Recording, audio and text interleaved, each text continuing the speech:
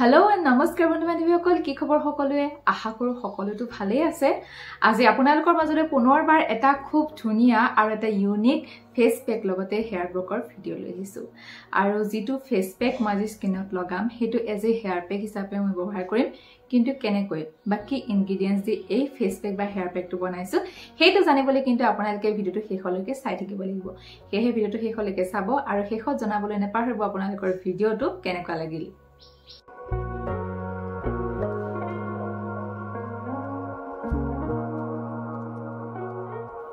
আজি ফেস পেকটো হেই সকল লৰা বা ছোৱালী ব্যৱহাৰ কৰিব পাৰিব যি সকলৰ ৰিসেন্টলি ব্ৰাইড হবলৈ গৈ আছে বা গ্ৰুম হবলৈ গৈ আছে যি সকলে কিবা বিয়া নাইবা পাৰ্টি ৰিসেন্টলি এটেন্ড কৰিবলৈ গৈ আছে তেওঁলোকে দুদিন বা 3 দিনৰ আগত এই ফেস পেকটো ৰেগুলাৰলি ব্যৱহাৰ কৰিব পাৰে যি সকলৰ স্কিনখন খুব বেছি সেনসিটিভ বা পিম্পলছ হৈ থাকে মোৰো দেখা পাইছে আপোনালোকে এবিলাকত পিম্পলছ উঠি আছে আৰু খুব বেছি খজুৱাইছিল হেহে মই এই ফেস পেকটো ব্যৱহাৰ কৰিছিল আৰু বহুত বেছি ভাল ফল পালো হেকাৰণে বলা আপোনালোকৰ লগতো শেয়াৰ কৰিছো আৰু মই যিকিটা ইনগ্ৰেডিয়েন্টস দিছো হেইটাটো সকলোৱে স্কিনত এবাৰ নহয় এবাৰ ব্যৱহাৰ কৰিছে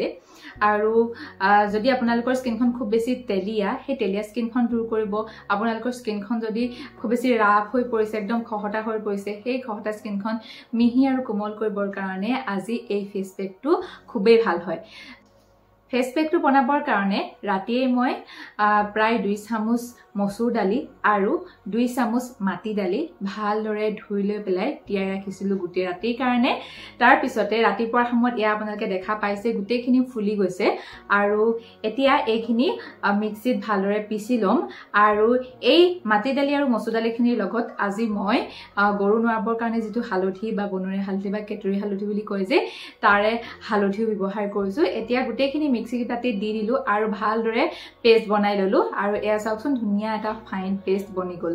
এই পেষ্টটো আজি মই চুলি আৰু স্কিন দুইটাতে ব্যৱহাৰ কৰিম এতিয়া বহুতৰ মনলৈ প্ৰশ্ন আহিব হালধি আৰু মসুৰ দালি চুলিত ব্যৱহাৰ কৰে জানো বা আজিলৈকে ব্যৱহাৰ কৰা দেখা নাই হালধিটো ব্যৱহাৰ কৰে কাৰণ বিয়া সময়ত বা লগনজনী বা কিবা ফাংচন থাকিলে যত এনেকুৱা ধৰণৰ ৰিচুৱেল থাকে গা ধোৱা নোৱা তাত হালধি মসুৰ দালি হেবিলাকটো চুলি বা স্কিনত ব্যৱহাৰ কৰে কিন্তু মসুৰ দালিটো ব্যৱহাৰ কৰে জানো মসুৰ দালিটো চুলিত ব্যৱহাৰ কৰিব পাৰি আপোনালোকে ব্যৱহাৰ কৰি চাবচোন আমাৰ পাকঘৰত থকা সকলোবোৰ বস্তু পাচলি হওক বা ফ্ৰুইটস হওক আমাৰ কিছুমান দালি আমি স্কিনত কিন্তু বা চুলিত ব্যৱহাৰ কৰিব পাৰো আজিখিনি আমাৰ চুলি বা স্কিনৰ কাৰণে বহুত বেছি ভাল হয় ফেস পেকটো লগোৱাৰ আগতে প্ৰথমে মই ৰেডিমেড স্কাৰ্ফ আৰু ফেস ওয়াশ একেলগে লৈ স্কিনখন ক্লিন কৰি লৈছো তাৰ পিছতে ফেস পেকটো ব্যৱহাৰ কৰিছো ফেস পেকটো মই ধুনিয়াকে মুখত ডিঙিত লগাই ললো আৰু মই আজি ফেস পেকটো খৰখকৈ বনাইছো চুলি লগতে গুটে হোল বডি ব্যৱহাৰ কৰিবৰ কাৰণে গাধৰ সময়ত মই হাত ভৰিত ভালদৰে লগাই লম তাৰ আগতে দেখিছেনে এয়া মই মুখ আৰু ডিঙিত লগাই লোৱাৰ পিছত চুলিটো ধুনিয়াকে এই পেকটো হেয়াৰ পেক হিচাপে ব্যৱহাৰ কৰিছো আমাৰ যে বিয়াবিলাকত মাহ হালধিৰে গা ধুৱাই বা বহাগৰ বিহুত যে গৰু নোৱাবৰ কাৰণে মাহ হালধি ব্যৱহাৰ কৰে সেই মাহ হালধি আকৌ মানুহেও গা ধুৱাই নহয় জানো কিয় গা ধুৱাই তাতটো কিছুমান বেনিফিট থাকিব লাগিব হেকাৰণে তো চুলি নাই বা স্কিনত এই পেষ্টখিনি ব্যৱহাৰ কৰে নহয়নে আজি এই ফেস পেকটো বনাবৰ কাৰণে বা এই হেয়াৰ পেকটো বনাবৰ কাৰণে মই মসুৰ দালি লগতে উৰদ দাল বা মাটি দালি ব্যৱহাৰ কৰিছো লগতে হালধি ব্যৱহাৰ কৰিছো গুটে কেটা আমাৰ স্কিনৰ কাৰণে ইমান বেছি ভাল হয় আপোনালোকে ব্যৱহাৰ কৰিটো পাইছে মই তাৰ বিষয়ে এক্সট্ৰাকৈ ক'বই নালাগে হয়নে খালি মই মাটি দালিখিনিৰ লগত মসুৰ দালিটো আজি এক্সট্ৰাকৈ এড কৰিছো মসুৰ দালি বা মাটি দালিয়া আমাৰ স্কিনৰ যেটো টেক্সচাৰ সেই ৰাফ স্কিনখন দূৰ কৰাত সহায় কৰে আপোনালোকৰ যদি একনি হৈ আছে একনি সমস্যাটো দূৰ কৰিব কাৰণ ইয়াতে মই হালধি ব্যৱহাৰ কৰিছো তাৰ পিছতে যদি পখৰ ৰ'দৰ কাৰণে আমাৰ স্কিনখনত কলা ৰং বহি গৈছে বা এক্সফোলিয়েট কৰাৰ কাৰণে বা আমাৰ স্কিনখনত মলি হৈ ডাঠ তৰপ হৈ গৈছে কলা ৰঙৰ তেতিয়া হলে সেই কলা স্কিনখন দূৰ কৰিবৰ কাৰণে কিন্তু মসুৰ দালি লগতে মাটি মাহ বা হালধি বহুত বেছি ভাল হয় আৰু ই আমাৰ স্কিনত যিবিলাক খজতি হৈ থাকে বা ইনফ্লামেশন হৈ থাকে বা ব্যাকটেৰিয়াল ইনফেকশন হৈ থাকে সেইখিনি দূৰ কৰাটো কিন্তু এই ফেস পেকটো বহুত বেছি ভাল হয় এই পেকটো কিন্তু আজি মই চুলিত ব্যৱহাৰ কৰিছো